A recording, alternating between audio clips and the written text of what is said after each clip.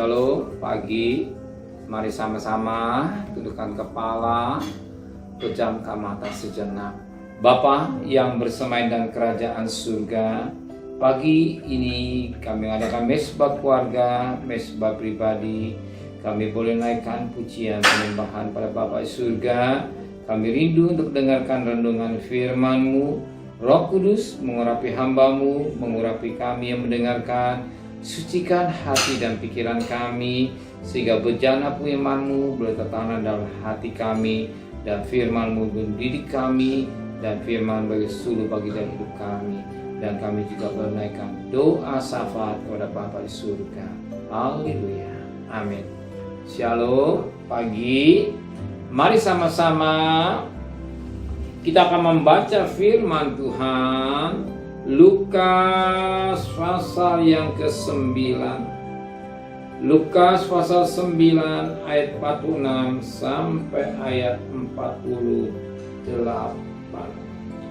Lukas pasal 9 ayat 46 sampai ayat 48. Siapa yang terbesar di antara para murid? Maka timbullah pertengkaran di antara murid-murid Yesus tentang siapakah yang terbesar di antara mereka. Tapi Yesus mengetahui pikiran mereka, karena itu ia mengambil seorang anak kecil dan menempatkannya di samping Yesus. Dan berkata pada mereka, barang siapa menyambut aku ini dalam namaku, ia menyambut aku. Dan barang siapa menyambut aku, ia menyambut dia yang mengutus aku. Karena yang terkecil di antara kamu sekalian, dialah yang terbesar. Firman Tuhan saat pagi hari ini luar biasa. Kenapa? Banyak terjadi pada akhir hari ini pertengkaran. Rumah tangga bertengkar, suami dengan istri bertengkar, anak dengan anak bertengkar, pejabat dengan pejabat bertengkar, pegawai dengan pegawai bertengkar, hamba Tuhan bertengkar. Pokoknya hidup sekarang di banyak terjadi pertengkaran. Hanya sedikit saja langsung ribut atau bertengkar. Demikian juga murid Yesus yang sudah belajar pada Yesus, tapi juga timbul apa yang katakan bertengkar. Kenapa bertengkar? Sebab merindu ingin menjadi yang paling besar. Yang ingin menjadi bukan saja besar, ingin yang terbesar, ingin yang terkemuka. Karena orang yang ingin terkemuka ini ingin nonjol dari nomor 1. Ingin dari nomor 1 yang menonjol segala-galanya. Tapi dalam pelayanan, dalam mengiring kepada Tuhan, amat Tuhan dibalikan. Yang mau terbesar itu mau menjadi yang terkecil.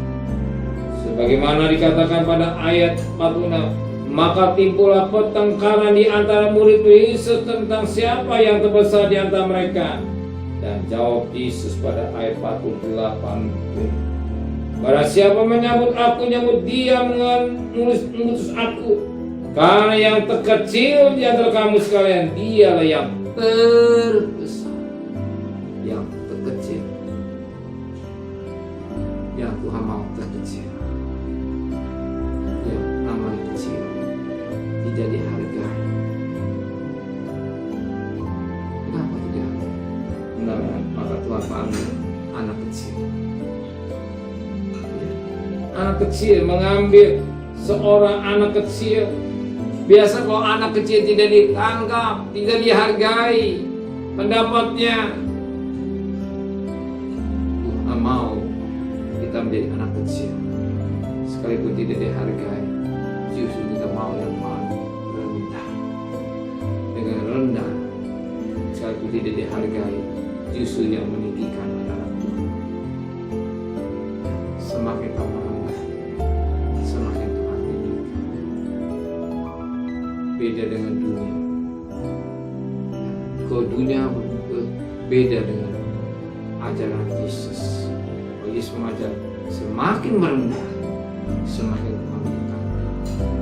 Sebab yang meninggikan. Maka pada pagi hari ini, bila kita menjadi anak-anak Tuhan yang mau merendah. Kenapa dia tetap marah? Masih sasa, masing-masing suami mau mengalah, istri mengalah, anak mau mengalah, tidak terjadi konflik. Kenapa tidak mengalah? Ini mengancam. Semangat mau mengalah, tidaknya lain yang tidak maknanya bahagia.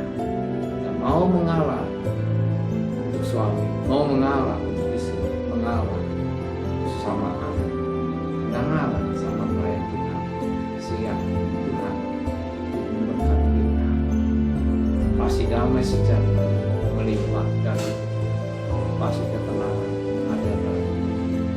Keluarga itu bagian bahagia dan tingkatannya Tuhan juga akan meninggikan. Tuhan yang berkati kata yang berikut. Amin. Mari sama-sama Tuhan